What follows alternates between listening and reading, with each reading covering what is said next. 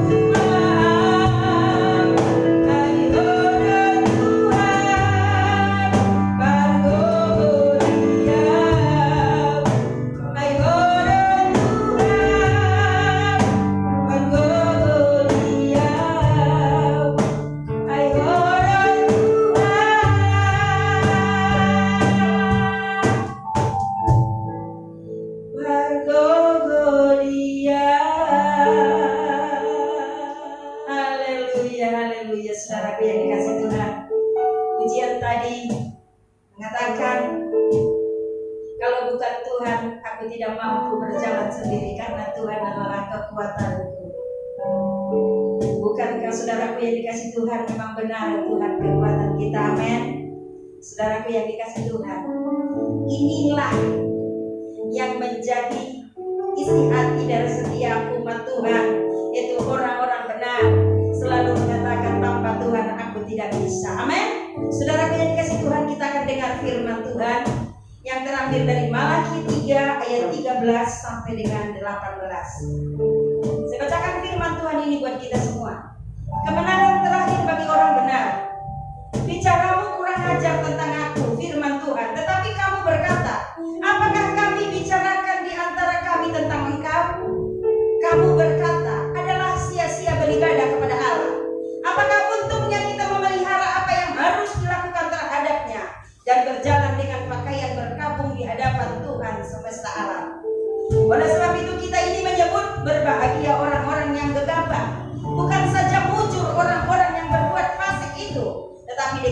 swabayala pun mereka luput juga.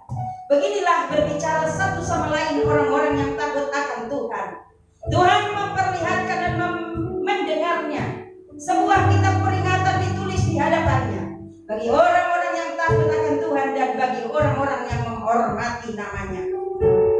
Mereka akan menjadi milik kesayanganku sendiri, firman Tuhan semesta alam. Pada hari yang kusiapkan aku akan mengasihani mereka sama seperti seseorang menyayangi anaknya yang melayani dia.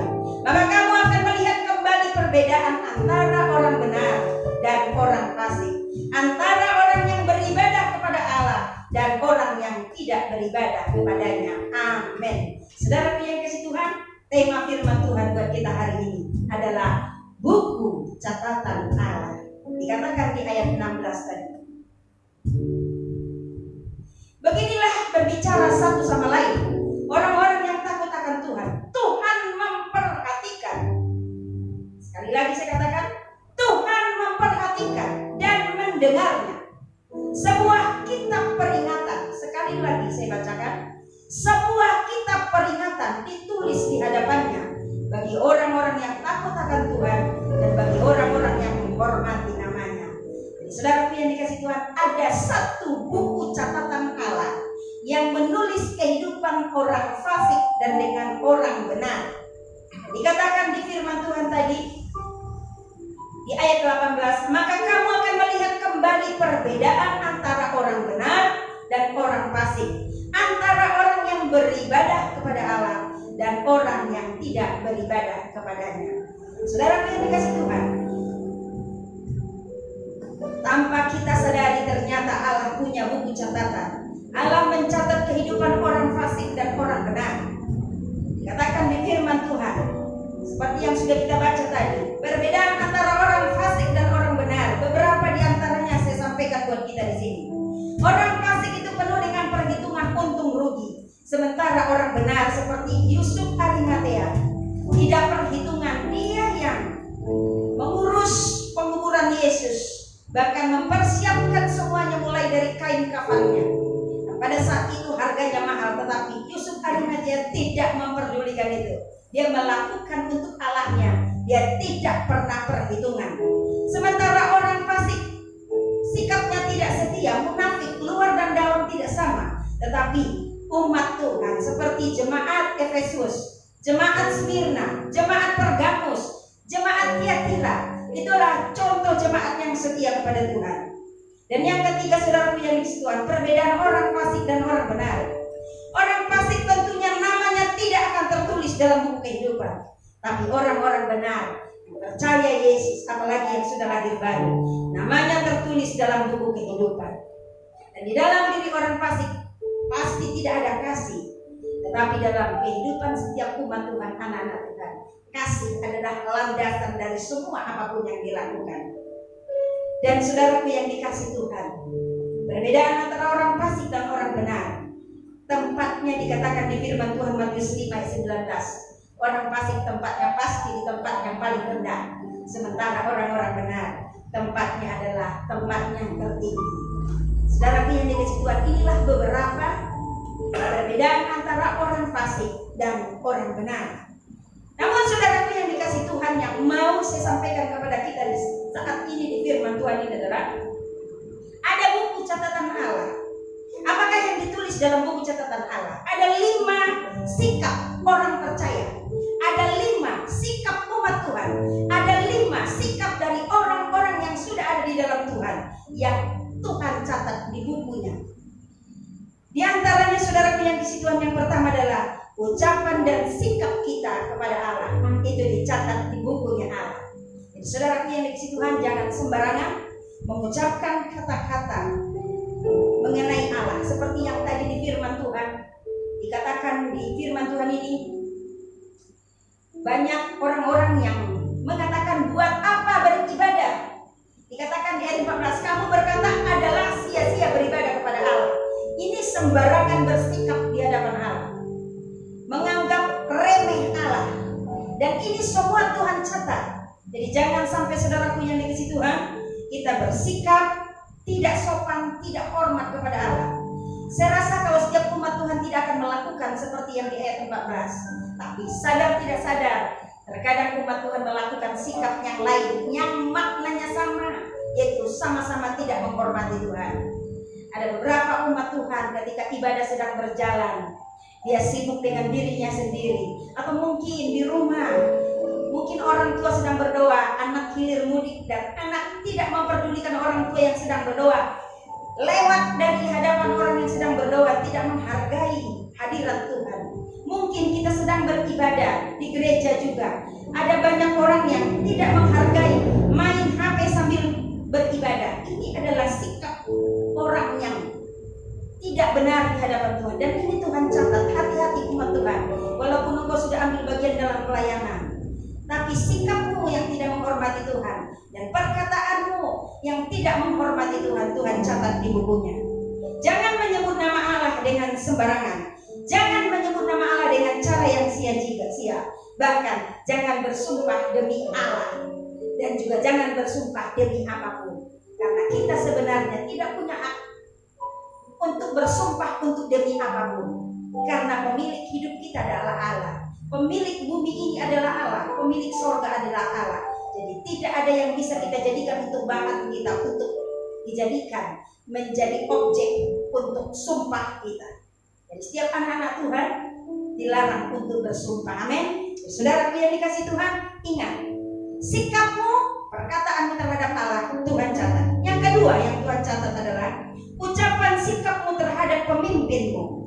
Tuhan catat. Apa yang pernah kau perkatakan kepada orang tua? Perkataanmu yang tidak sopan, sikapmu yang tidak sopan kepada orang tua dicatat oleh Tuhan. Sikapmu, perkataanmu terhadap pemimpin rohanimu, Tuhan catat. Jadi jangan sampai saudara yang dikasihi Tuhan, catatan Tuhan penuh dengan tulisan merah mengenai kehidupanmu. Karena yang Tuhan catat adalah kehidupan dari setiap orang-orang percaya, yaitu umat Tuhan. Yang ketiga yang Tuhan catat adalah persembahanmu, persepuluhanmu. Saudara yang dikasih Tuhan, ada banyak ajaran di luar sana yang mengatakan bahwa perpuluhan itu tidak penting. Tetapi firman Tuhan berkata di Malaikat 1 ayat 8 dan Malaikat 3 ayat 10, Tuhan catat apakah engkau setia mengembalikan perpuluhan atau tidak. Dan seberapapun persembahanmu, Tuhan catat. Ingat saudara yang dikasih Tuhan, bahwa perpuluhan bukan memberi, tapi mengembalikan milik Tuhan. Itu Tuhan catat. Ditambah lagi kalau engkau memberikan persembahan ucapan syukurmu, Tuhan catat. Berapapun nominalnya, Tuhan catat. Jadi kalau engkau memberi dengan cara yang tidak sopan, Tuhan catat. Kalau engkau memberi terpaksa, Tuhan catat. Kalau engkau memberi dengan sukarela, Tuhan catat. Engkau memberi sedikit, Tuhan catat. Engkau memberi banyak, Tuhan catat. Saudaraku yang dikasih Tuhan, setelah engkau mendengar firman ini, mulailah berhati-hati dalam memberi untuk Tuhan. Baiklah engkau memberi dengan hati yang tulus. Berapapun nominal uangnya, tapi engkau beri dengan hati tulus, supaya catatan raportmu di tangan Tuhan betul-betul catatan yang baik. Yang keempat yang Tuhan catat adalah kehidupan perkawinanmu. Jadi engkau umat Tuhan, ingat baik-baik. Perkawinanmu Tuhan catat. Apakah perkawinanmu baik adanya, kudus atau tidak, Tuhan tahu. Hai engkau suami-suami, mungkin istrimu tidak tahu engkau selingkuh. Di luar sana engkau mungkin mencari kesenangan lain, Tuhan catat. Hai engkau ibu-ibu, mungkin di hadapan suamimu engkau seolah-olah adalah ibu yang setia, istri yang setia, tapi apa yang kau lakukan, Tuhan tahu. Mungkin engkau sedang pegang HP, Tuhan tahu apa yang kau lakukan lewat HP. Karena zaman sekarang, teknologi sekarang, perselingkuhan sering diawali dari teknologi. Bahkan kehidupan pernikahan bisa dikotori lewat HP. Mungkin engkau sedang menonton foto-foto pornografi, atau mungkin engkau menonton video porno. Itu juga sudah mengotori pernikahan. Jadi mulai sekarang ingat bahwa kehidupan pernikahanmu Tuhan catat. Biarlah pernikahan menjadi pernikahan yang kudus. Yang kelima yang Tuhan catat adalah tindakan iman umat Tuhan. Kalau engkau punya iman percaya Yesus Tuhan, itu gampang sekali. Tapi apakah engkau punya tindakan iman? Salah satu contoh tindakan iman adalah memberi dengan kekurangan, memberi dari kekurangan. Itu tindakan iman. Karena engkau percaya kalau engkau memberi, engkau tidak akan jatuh miskin. Karena engkau percaya kalau engkau memberi, Tuhan tidak akan biarkan engkau kekurangan. Berarti engkau punya tindakan iman yang benar. Demikian juga ketika engkau bertindak menolong orang lain tanpa ada yang memerintah engkau, itu namanya tindakan iman. Demikian juga ketika engkau ambil bagian dalam pelayanan, tidak ada yang bujuk-bujuk, tapi engkau memberikan dirimu sendiri untuk siap ambil bagian melayani di ladang Tuhan. Itu juga tindakan iman. Tuhan mencatat tindakan imanmu. Kalau engkau punya iman tapi tidak punya tindakan, imanmu kosong di mata Tuhan. Jadi saudaraku yang dikasihi Tuhan, buatlah catatan raportmu di tangan Tuhan, catatan yang baik, catatan yang menunjukkan bahwa engkau naik kelas di hadapan Tuhan. Kerohanianmu naik kelas kalau ucapan dan sikapmu terhadap Tuhan benar. Kerohanianmu naik kelas jikalau ucapan sikapmu terhadap pemimpin benar. Dan nilai rapatmu naik kelas kerohanianmu di hadapan Tuhan jika engkau setia memberikan persembahan dan mengembalikan perpuluhan. Dan juga kerohanianmu naik kelas jikalau kehidupan perkawinanmu kudus. Dan yang terakhir adalah kerohanianmu naik kelas jikalau engkau punya tindakan iman. Karena Tuhan berkata, iman tanpa perbuatan adalah mati, adalah kosong. Oleh sebab itu, mulai sekarang saudaraku yang dikasihi Tuhan, pastikan namamu tercatat di buku kehidupan. Dan yang kedua, pastikan nilai raportmu di buku catatan Tuhan nilainya naik kelas. Tuhan Yesus memberkati.